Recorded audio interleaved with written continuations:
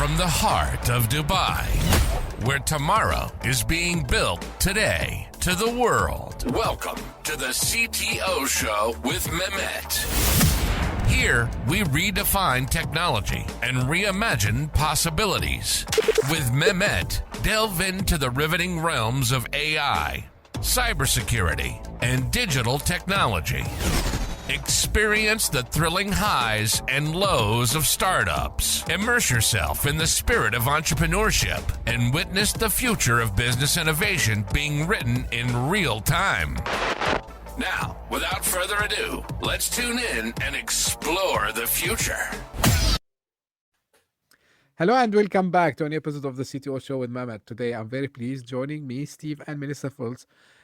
Both, are great guests, and I'm happy to have them on the show. Maybe the audience will notice that this is the second episode in a row where I have guests and sitting in the same room together. So we brought back the old artifacts that I used to use before. But nevertheless, I'm very excited to speak to Steve and Melissa today. The way I love to do it, Steve and Melissa, is I keep it to you. Introduce yourself. Tell us a little more about you, your background, and what you are currently up to. And then we're going to take the discussion from there. We're going to talk a lot about, how we can let more people who are maybe not the normal or regular audience know more about technology, AI, and a lot of cool stuff. So, Steve and Melissa, the floor is yours. That's great. Thank you. We're excited to be here. We're Steve and Melissa Fultz. I'll let her tell you a little bit about her background and what has brought us up to the last couple of years about what we're doing. Then I'll jump in. How's that?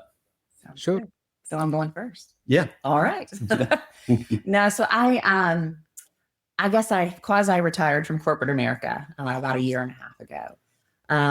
And we've been, working together from a, kind of consulting standpoint. We both had written books back in 2015.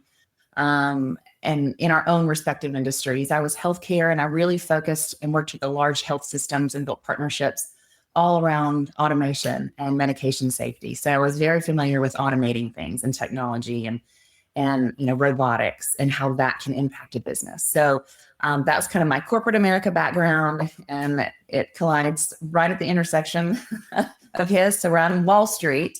Yeah. I've kind of Fortune 5 companies and leadership in those companies. So I'm Wall Street meets Main Street here. Yeah. And so real quick, I was born into a family business. My dad had already started doing what he did before I was born, and I'm 58. So he's been doing it about 60 years. We buy and sell petroleum transport equipment. And over the years, he bought into a couple other businesses that repaired. So it's kind of a vertical market. So as I was growing up, watching him in the business, I kind of went down the church route. I served local churches, served on staff on churches for about 25 years, ended up on kind of large church, got a PhD in psychology while I was there, opened up a couple of counseling centers.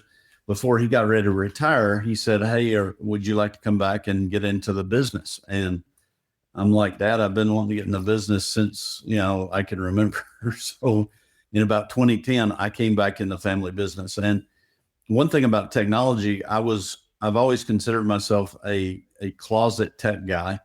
And I realized I couldn't keep up the last several years, but over the years, and even part of my uniqueness in doing church, if you think about it, the church is one of the best marketing institutions in the world. But I tried to do a lot of marketing stuff to the church, taking it outside the walls instead of expecting everybody to come inside. So I've always kind of had that wannabe. I got my dad online really in 99, 2000 when websites were just starting out. So we have a lot of Google great organic stuff over the years. So when she decided to retire, and come back in and help in our family businesses, we started wanting to help other business owners who were what we were seeing, what we believed to be, who were chained to their business. We have a lot of friends who started a business for freedom, and it really created a prison for them. We call it a kind of a velvet handcuffs. And so we've started trying to help people put systems together so they're not chained to the business. They have freedom. We call it obsolete by design. they have freedom because of the systems and things set up. They can actually enjoy life instead of, dreading every day that they walk into the office. So they can own the business again Yeah. instead of the business owning them. It gets to that point. What a great duo, I would say, Steve and Melissa, because Steve, you're coming from family business. Melissa, you're coming from Fortune 500 companies. Now, when I was, I like to prepare a little bit before I jump into recording. As much as I can.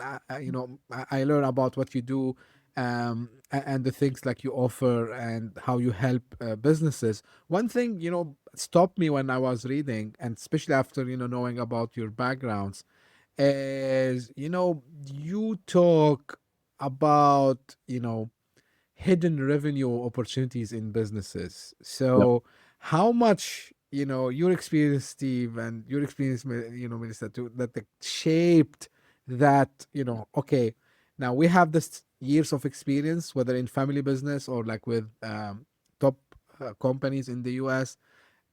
How you intersected these like kind of two experiences, which like each one is by itself, you can Sure. do a practice out of it. So how you came up with this, and feel free, I would like to hear both of your opinions on this. Sure. I'll jump in. What one thing that we really, and I've learned a ton from my father, who, started it, the business, fought tooth and nail, he's the one that really sacrificed all the time. I've kind of had the golden spoon given to me, but my dad was very meticulous on, he actually hand wrote his checks. I've seen him at the end of the year take days trying to reconcile $7.80, because he wouldn't. I finally got him on computers in the early 2000s, but this hidden revenue that you're talking about, we really encourage business owners, when you really stop.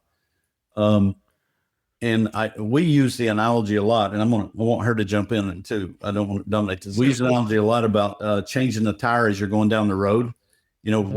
When you're right in the thick of things in a small business, you're wearing a lot of different hats.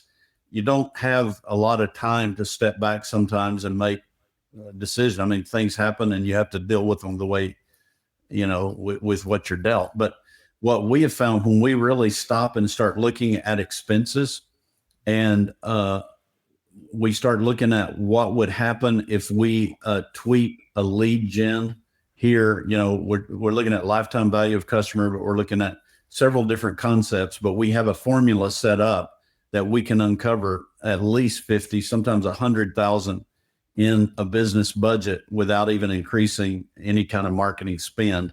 And it really comes down to a fine tooth, microscopic, I think, on expenses, and then making a couple of tweaks on the other side. It's amazing what the monies are there when you pay attention to it.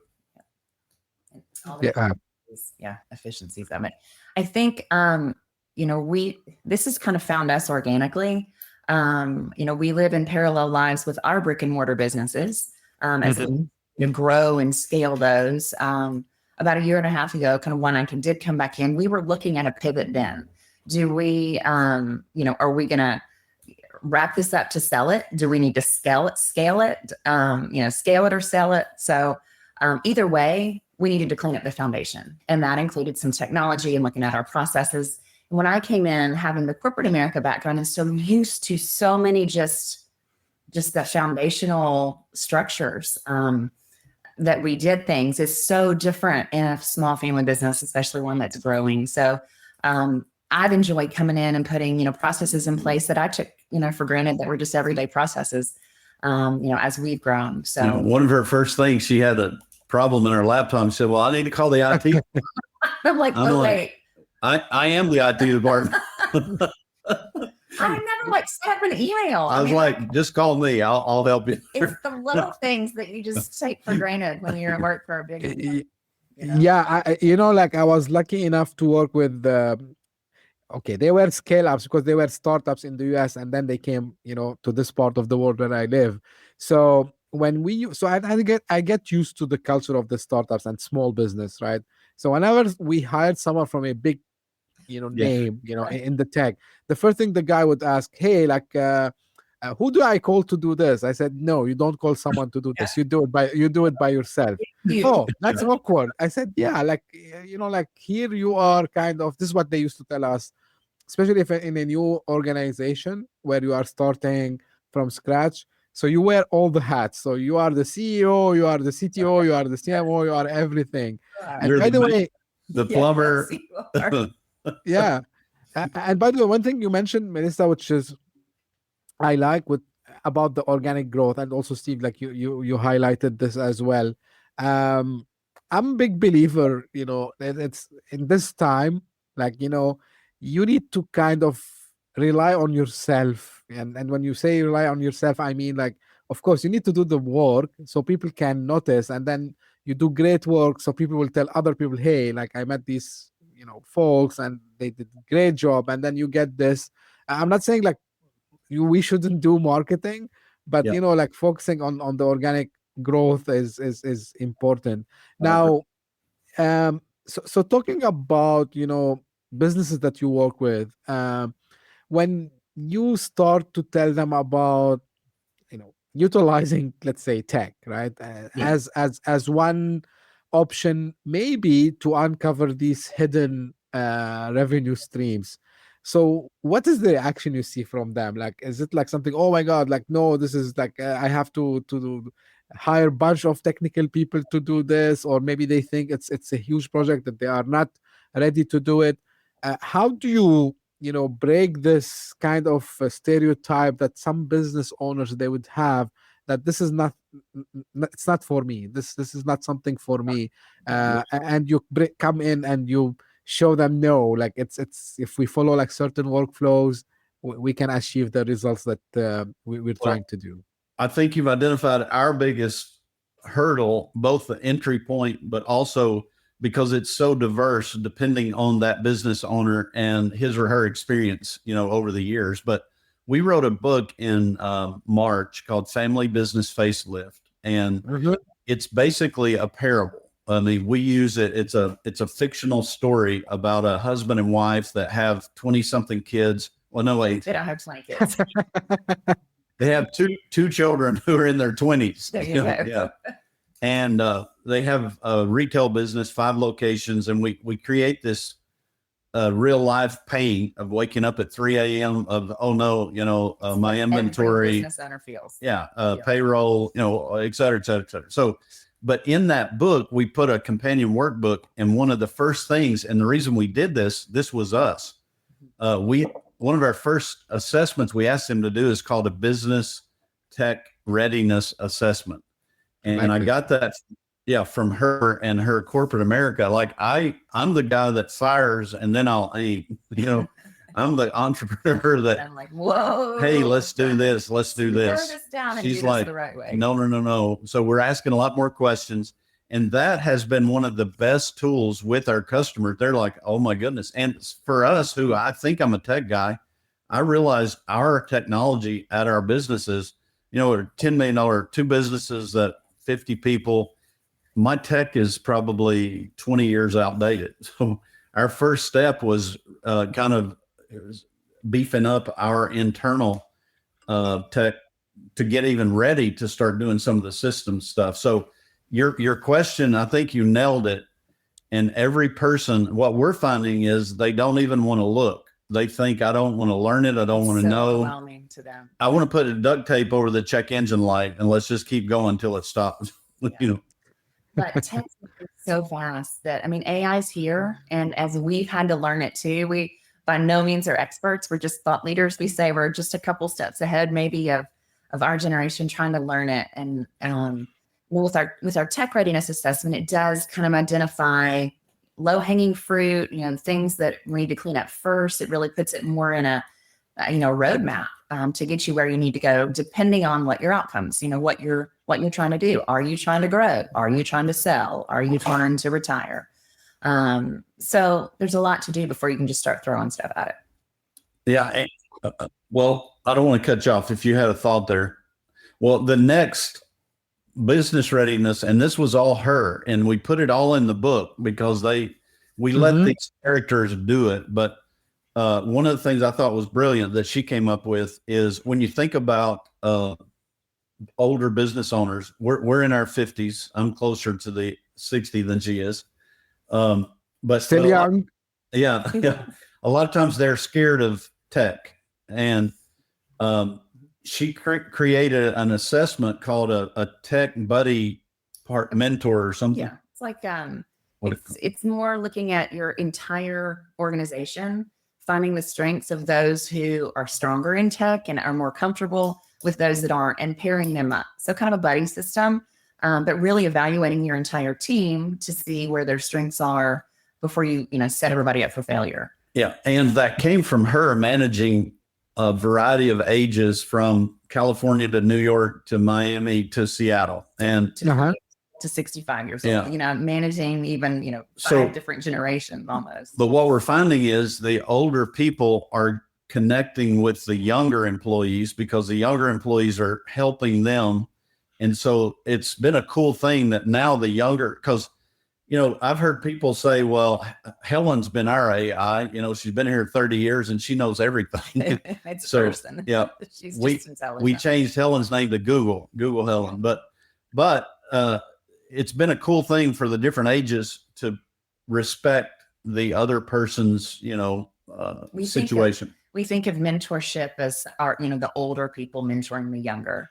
But this way it's a kind of a dual older, it's a, mentor up and down, different ages. So we can all learn from each other. That's been a benefit we didn't expect. Yeah. Absolutely. Have you seen it's a question that just popped up in my head. Have you seen also the older generation, because you mentioned about how they rely on the younger ones. I noticed something, sometimes they would of course, maybe they will not master it. They would not understand it fully. But what I've noticed, at least, with people that I talk to, they are more eager to adopt the technology than maybe people who are in my age. I'm in my mid 40s, for example. Yeah. And I see them pushing back, no. When I talk to people who are actually I say, oh, wow, these folks are really, forward thinking, although they know maybe they cannot operate it themselves, but they say, hey, this is something useful. Have you seen something similar? It's a mix. Are you saying you're seeing that in older generations that they are? Learning to, I think what we see is people know that it's here. And what we're seeing is a lot of these businesses that have been open 20, 30 years that have been a loyal business, a service-based business, they're finding competitors coming in and automating stuff, and they're losing their people and they're scared to death. So I see part of people saying, I've got to figure this out. I do see that, but I think our age, I'm not really on social media and I never have, but I've seen my parents, because of to connect with the grandkids and kind of know what everybody else is doing. So it could be that older generation is using it for family, right. So they're realizing I've got to embrace it and I might as well apply it to business. And I do think that I have seen where, businesses or individuals or leaders who are data driven have always been data driven, no matter how they've gotten the data. It used to be, be in Excel spreadsheets. They are more open, to AI and, but there's a little bit of a danger there too, because if you just are reading blind data and you don't know the story behind it, I've always said, I always look at data of, okay, most people say, here's the story data is telling me. And I look at it and say, what's this data not telling me? I like to say, look at it in just a different way. So I think we got to be careful as we do transition into full AI and data as leaders in older generations, making sure that we really understand, the sources that it's coming from. So. Great. I like this approach. What is not telling us, right. Because majority of the people will jump in and start. Now, one thing also, especially for dealing, regardless of the age, but again, because you focus on certain generation also as well, and businesses that has been there for a long time. Now, some frictions I've heard from different people on the show and outside, of course, that when the business has been running for, I don't know, maybe 20, 25 years, 30 years, and you come and tell these people, hey, like, you know what, you should modernize a little bit your stack, you should do some automation, you start to see these pushbacks, people telling you, hey, like, we've been doing this for ages, we don't need to change. And you tell them, hey, but you know what, like, let's say famous, maybe Melissa, you heard a lot, like I did in the corporate world, disrupt or be disrupted. And then tell you, hey, man, like no one would care about me. Like I'm happy doing it this way. Now, I'm sure you faced some resistance similar to those ones. So what are like some of the examples maybe you give people you talk to, so you convince them that you should actually modernize and rely on technology, automation, AI, and different things? Well, this kind of goes back to our approach being different. I tend to put things in buckets, and I look at almost 4 different kinds of clients that we would work with. 4 different kinds of clients that are out there. And they're in, there's in growth mode, those that are really growing and they know they need something. There's those that have maybe even grown too much or they're in trouble. So there is a need and there's a compelling event for those 2 especially. So growth mode and trouble mode. There's others that are kind of even keel or maybe overconfident. Those 2, they're probably not ready yet. Something's got to happen. There almost has to be some kind of compelling event or the next generation coming up and saying, hey, it's time. So we really look for those that are in growth mode, or we hate trouble mode. We hope that it never gets there, but those are the 2 that they know they need something, and that's half the battle. It's just helping them figure out now what it is they need. Yeah. And I think us living it in our own situation makes us a lot more sympathetic to our clients, because I can remember when Dad retired, and I call it sitting in Dad's chair. I can remember walking in the office, he's not here, I sit there and it's like, oh no, what if I make a wrong move and lose what he's built, and what if I do this wrong? And so for 6 months I just smiled and nodded and met people. I mean, I knew, but I was afraid to make a decision. But we live it even with what we're doing. People are like, now, why are we doing this? And why are we quitting what we're doing now? And all we're trying to do, and we're not of the notion, I do know that AI will replace some jobs. I think that's a given, but we're not a proponent of that. I think we want to help employees learn how to, and business owners learn how to orchestrate AI, be a conductor that can help several things, where it frees them up to be with customers, which is that's what people do best. It's what it's about, those relationships. So great. Now we talked about AI a lot, Steve and Melissa, and I'm sure also you've seen this when nowadays we say the word AI, people expectations are so high, and people, they think it's a magic pill that will solve everything. So between reality and the promises of what people might be seeing or hearing from other people, how do you set the expectation right? Like, because sometimes, and I like you mentioning, Steve, multiple times automation, because this is what I tell people. yes, Like, you don't just get a technology for the sake of getting the technology. You need to just see what's not working today and what's a potential, any technology that you can put in to make it better. So setting the expectation, and people are eager to use AI. Some people, and we've seen some, as the Gen Zs, they call them the memes, right? And all these funny cartoons that we see here and there, where they ask CEOs, what do you want? They say, we want AI. When do you want it? We want it today. Where do you want to start? We don't know. We just want AI. So how to set expectations in the right way?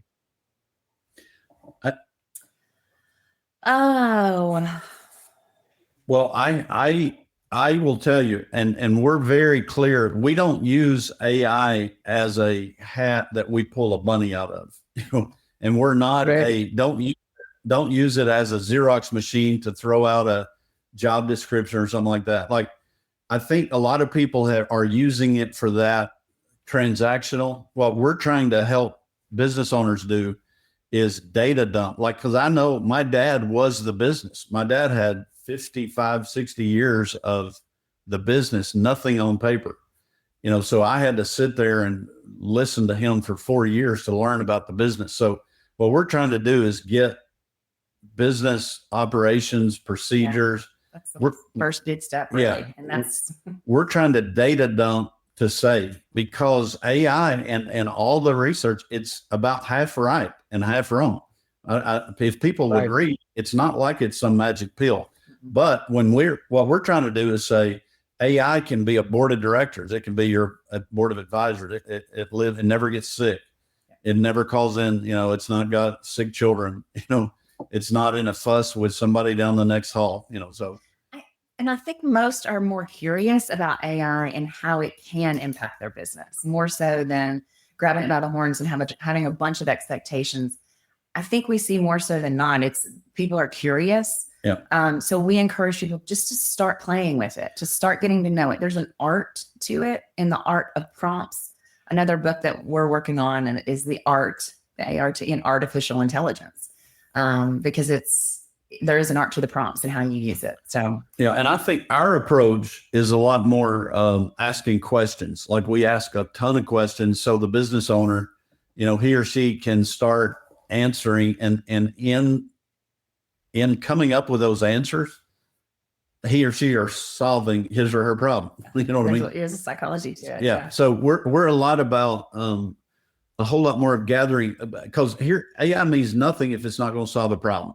Absolutely. Like, we have to look at a problem and that business is having and saying, and then when they see, it's the flywheel effect. When they see this work and they say, well, let's try this. And then they see, and then if we can't get a small win early, it's an uphill battle with an older business owner who doesn't like technology anyway.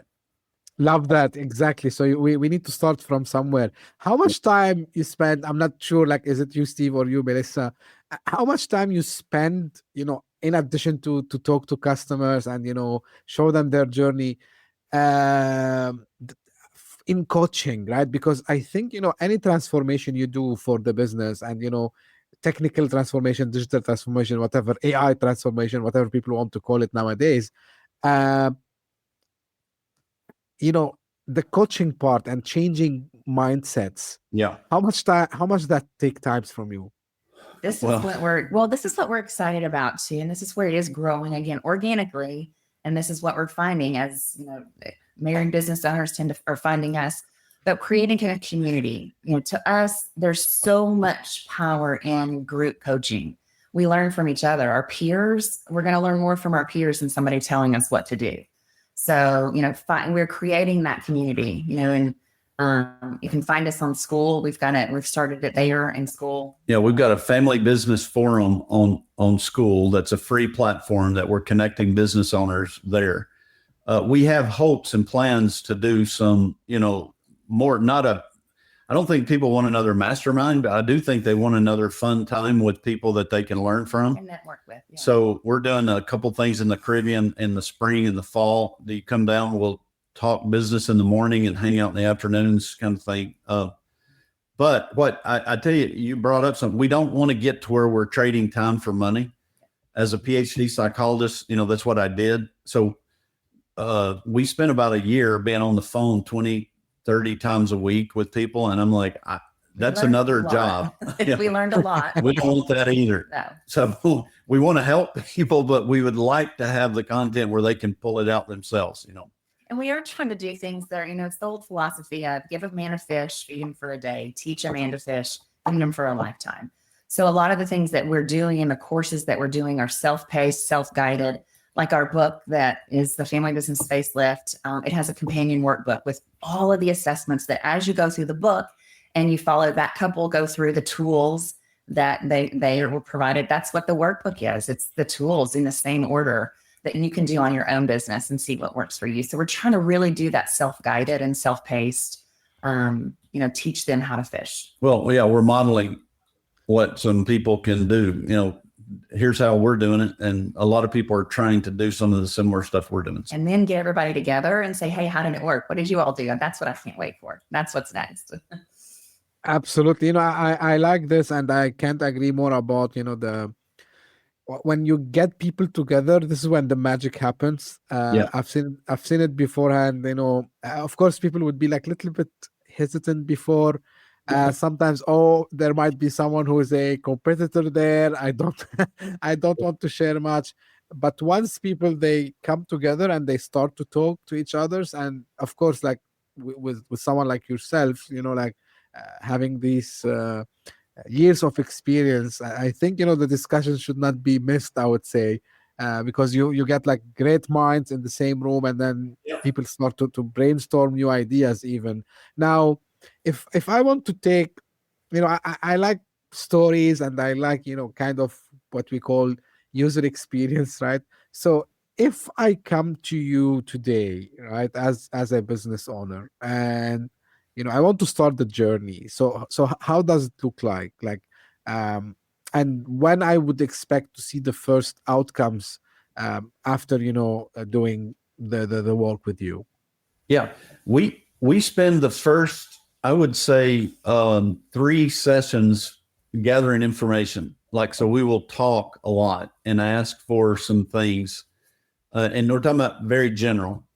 So, but there's a lot of on the front end, I would say, and those 3 sessions, we really try to drill down into what is the problem, like what has put this person in this pain point for this today.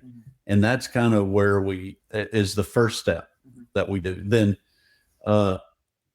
because, a lot of times I used to say we humans are a lot like onions, we have a lot of layers and we make people cry. So a lot of times what they come to us with is maybe easier to talk about, but in those 3 times, we're giving them things to think about in between. So normally what they first present with is different on the 3rd time, but our goal is real quickly to get them some wins early. And we've not really seen timelines. It's been hard because some are really easy, that you can do. Others are a little more complex. So we just spend a lot of time drilling down to find out what is really going on that they need with at that time. Well, and even if we're going to take them on a journey, the customer journey and the roadmap, you think of any time you travel and you've got your GPS and you put in your coordinates of where you're going, well, you have to know where you are before you know how to get there. So really making sure that we understand current state, where they are, all their current pain points, and then making sure that they're on the same page of where they want to go. Is the couple, are they on the same page about the business and the timing and all that? So there's a little bit of that. We don't do marriage counseling. It can get, you can refer. But those are some hard conversations that are delicate to have. And I think, Melissa, you mentioned something a few minutes ago about the data and, tracking the progress over there. So, because if we don't measure things, we can easily, start to say, oh, well, I'm not seeing any progress, or why still my sales are stuck on the same levels as before. Maybe they are declining. So measuring data, I believe, also is one of the main methodologies that need to be done during any transformation process. Now, one thing, also I like to hear from you, any outstanding use case that you can give us, because again, when we give people examples, they might get it even in a better way. And maybe, Melissa, it from the corporate world, we used to do these success stories and use cases, so people can get it. I would love to hear if you have any you can share. No, I think we could probably tell them about I'm going to use the initials MH. We don't have permission to say this. Say their name. Yeah, I think that's a good one. Yeah. We have worked with recently she just sent a thank you, but probably a couple years, maybe. We've worked with a person, a business owner, female. Her husband was kind of involved in the business. She had bought out her father's business and it was kind of struggling, but her passion was in another area. And we worked with her for a year and a half to 2 years, and she has just blossomed. The passion project that she went with, she's got, her business is still running, which is kind of our obsolete by design. But she has catapulted into her passion and is loving it. So that's one thing. We did. I mean, we helped her scale her current business so that she could, and part of, again, that interview process of us drilling down and assessing her end goal and what she wanted, her destination was something completely out of her industry. She wanted to do, it was, it was fascinating to see and to understand what her personal wins were. So we got her business kind of running and automating itself so that she could go do what her passion was. Yep. So and the reason that's on tip of the tongue, a couple of days ago, I guess we got an email or a text, thank you, something. But great. Yeah, that would be a more recent one. Yeah. No, I love these stories, and I it's something I wanted to say before, but just because I remembered now, your approach of having these sessions, asking questions, I think this is by itself is the differentiation, because everyone else, I mean, when I say everyone, the majority would go start pitching solutions and products. You're not going to believe this, but we also don't have a fee structure. Like we don't. I'm not that guy. I've had so many things that I pay $7,000, $10,000, $12,000, whatever. I want to hear three. I want to really hear the problem, and then we're going to say, and I show them what's it going to cost you to not solve this problem, and then I look at, because I'm not trading time for money. I mean, I don't want another job. I want to help somebody down the road. So it's going to cost them, and so I don't even. People say, how much you cost? I say a lot. I mean, it depends. That's always the answer. It depends. Yeah. And this is the right approach. The low side or the high side, because we get results. I mean, absolutely. I'm not trying to be a cocky, arrogant. It's just, if you don't, you're going to be here another year. What's it cost you to not solve this problem? Yeah. I agree. 1000%. I'm exaggerating a little bit, because the other day, sometimes I share, from time to time, some my own views on the AI use cases in business and so on. So someone noticed, they gave me a call and they said, hey, like, it looks like you understand AI business, the AI and how it can be used in the business. So how much you charge? I said, hold on, it's not the way I do it. And then I said, okay, what do you do? I said, I need to understand first. Like it was like a kind of a company that deals with a lot of other companies, so they want to add the AI part. And to cut the story short, they said, okay, so what are your offerings? I said, look, I can't just tell you anything now. I'm not into the what we call them the box movers, right? And these kinds of things. I said, I need to understand what we're talking about. I said, you know what? Maybe you would not believe. I said, guess what? Some business, they don't need AI. Like I said, oh, how come? I said, yeah, because maybe the way the business is run, they don't need AI. They just need maybe to modernize some of the stuff that they do. Maybe adopt maybe an Asana project management or something like this. They don't need the AI. I said, oh wow, like every single person we talked to, like they were start to get us these $10,000, $20,000, $30,000. I said, no, I'm not into this business, because I want also to be selective, because if the customer doesn't understand that they have a pain point they need to solve, there's no point of me going and wasting my time. To your point, so just it's something which it came on time, because this happened just 2 weeks ago, so it was good timing.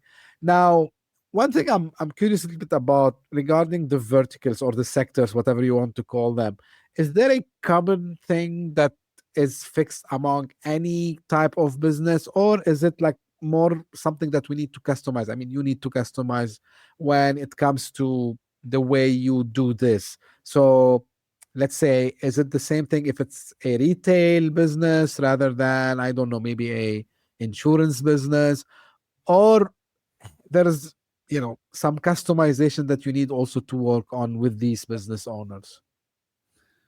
We're in a what I would call antiquated industry in the repair services. Technology's normally behind. So I would have to say yes. It's not a cookie size per industry. And I know there are some industries that may be heavier on the phone side. Some are heavier on the email side.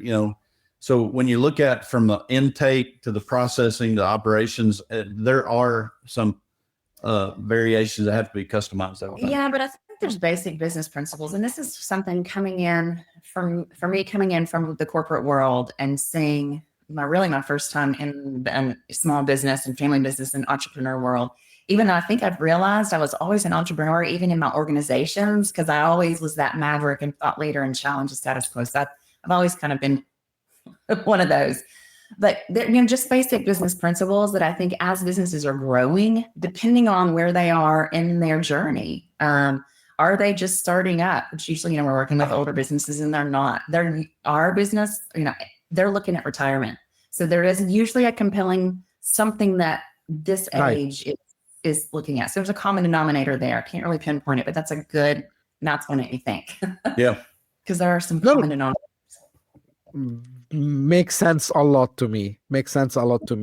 And, I like when you said, Melissa, also about you don't need to have a startup to be an entrepreneur. And when people tell me do you see yourself as an entrepreneur? I said, I spend plenty of time in corporate, but I consider myself an entrepreneur because the first thing whenever I go to a place, why you're doing it this way? Yeah. Explain to me why you didn't try to make it in a faster way or cheaper way or easy way. So I like this approach also as well. Now moving forward a little bit, and if we want to, have no one have crystal balls. I'm aware of this, but what do you expect? Like some other shifts that not only AI automation. There's plenty of other emerging technologies out there would have effect on the business models. Like, do you see more opportunities to come, or because some people they are starting to talk about how even some business might disappear. We hear some technology leaders talking about the one-person unicorn companies. What's your point of view on this? I do think COVID changed everything for everyone, and this is global. And I know that's when we really started talking about, shifting what our long-term goals were. Let's speed this retirement thing up. So I do think, look at retail as an example. We were just walking through the mall here in our town, which we never do. He has to drive me to the mall. I'm not a normal woman because I hate to shop. He makes me shop and fix all those. Lucky you, Steve. I bought that shirt. He got the shirt. I have 2 daughters. She has 3 boys. That was such a boy mom. He's a great girl dad. But look at retail even. We were walking through the mall. We could not believe how different retail looks even 5 years ago. The mall was just empty. So I think things are going faster. I think because of AI and because of even just technology, we're a global community anymore. I just think it's shifting faster than we can even imagine. And it's hard. That's why it's hard for our generation to keep up. The younger ones, they're used to, I think, this technology changed so fast. Yeah, I guess she's always said since this came out, we got on the train in November of 22 when it came out. I mean, I was like, this is unbelievable. But she always said, what's the source of truth? This is going to come down to how are we going to know? And I don't know. There's more unknowns than not. But I do think I got an email the other day from somebody. At the bottom, it had a thumbprint and it said made 100% by human automation, which I thought was pretty cool. That we may see a swing to that human connection because we're going to see so much that, what's real and what's not out there. So I don't know. A fictional question. Are we going to see businesses run completely by machines? I don't think that. I think there's always got to be human connection with humans dealing with humans. I heard a thought leader that I very much respect said, because he knows I'm in the repair business now. I have, I don't know, there's about 50 employees, but about 30 of them are technicians.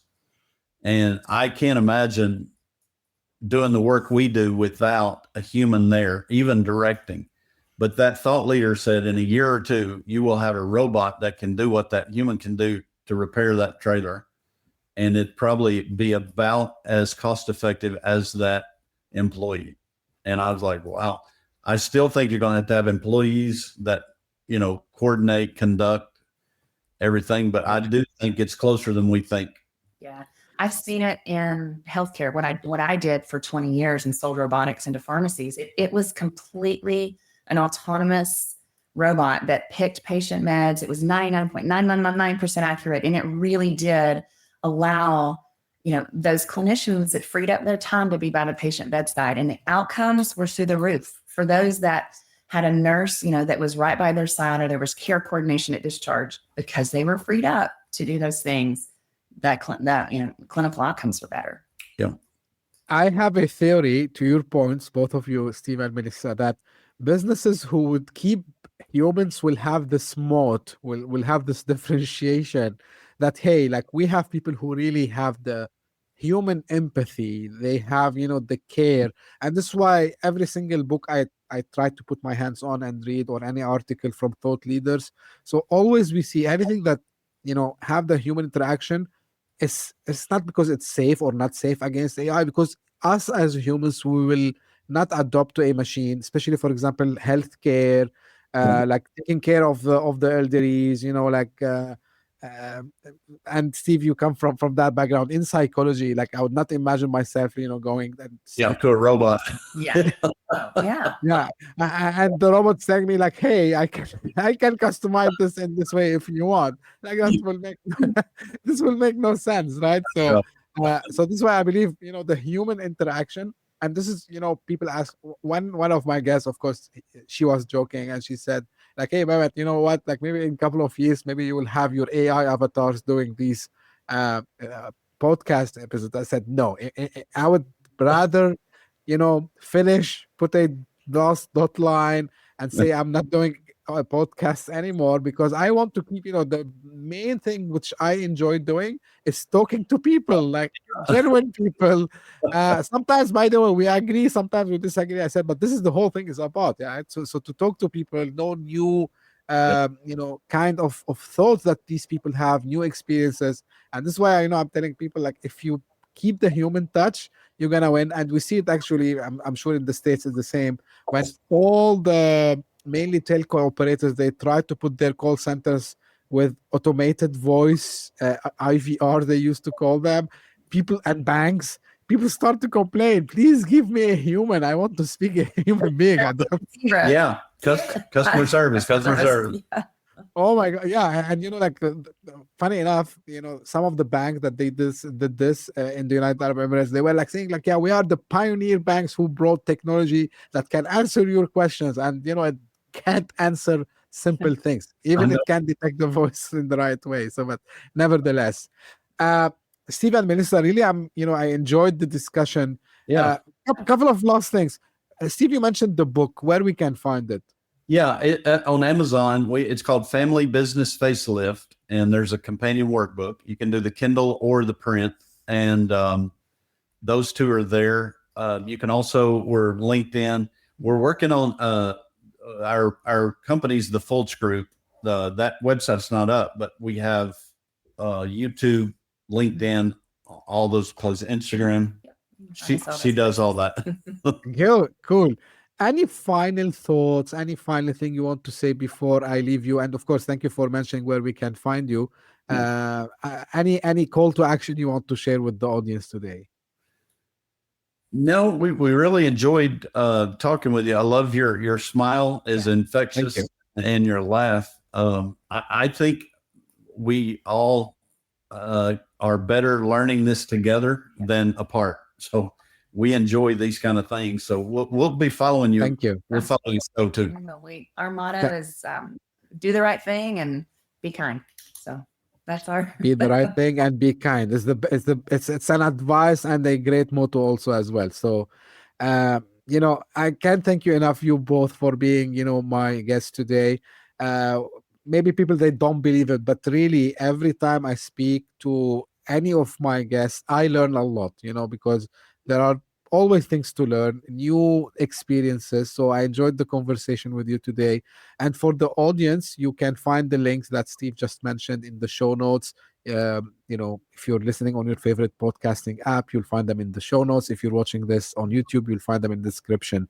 And this is how I end my episodes. This is for the audience. If you just discovered this podcast by luck, thank you for passing by. I hope you enjoyed. If you did so, give me a small favor. Subscribe, share it with your friends and colleagues. As you can see, we're trying to reach as much people as possible in different topics so we can, again, as much as possible, cover it all. And if you are one of the people who keep coming back, send me their messages, send me their feedback, send me their compliment, thank you very, very, very much for doing so. Thank you for lifting the podcast in this year, 2025, all the time to the top 200 charts on the Apple podcast in different countries.